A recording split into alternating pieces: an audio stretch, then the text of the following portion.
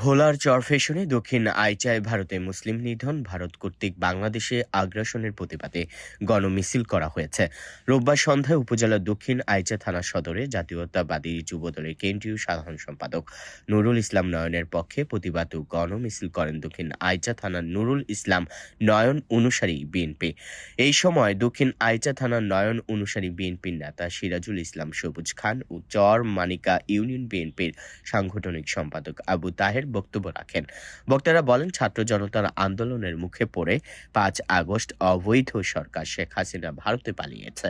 সে সেখানেই বসে বাংলাদেশকে নিয়ে বিভিন্নভাবে ষড়যন্ত্র করে আসছে। এছাড়াও ভারতের মিডিয়া বাংলাদেশকে নিয়ে বিভিন্ন ভুল তথ্য প্রচার করছে। যুবদলের কেন্দ্রীয় সাধারণ সম্পাদক নুরুল ইসলাম নয়নের পক্ষ থেকে দক্ষিণ আইচা থানা বিএনপির ভারতের আগ্রাসনের বিরুদ্ধে প্রতিবাদ জানায়।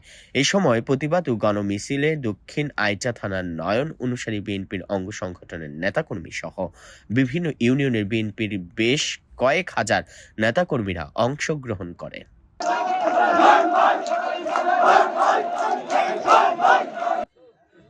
শেখ হাসিনা পালিয়ে গেল, তার দোসররা কিন্তু পালিয়ে যায় নাই।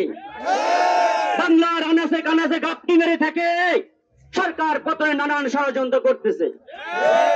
শেখ হাসিনা ইন্ডিয়া বসে তার অতি আপনজনের সাথে সলা পরামর্শ করে বাংলাদেশের বিরুদ্ধে নানান অপপ্রচার বিরুদ্ধে গোটা বিশ্বে পরিচালিত প্রচার করতেছে।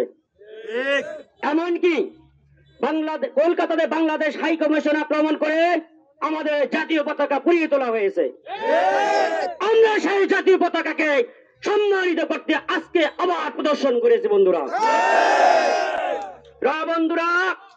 ভারতের আগ্রাসন আমরা মেনে নিব না। আমরা মুসলমান, বাংলার মুসলমান কখনো ইসলামের অবমাননা সহ্য করবে না। 1971 সালের যুদ্ধে 30 লক্ষ মা বোনের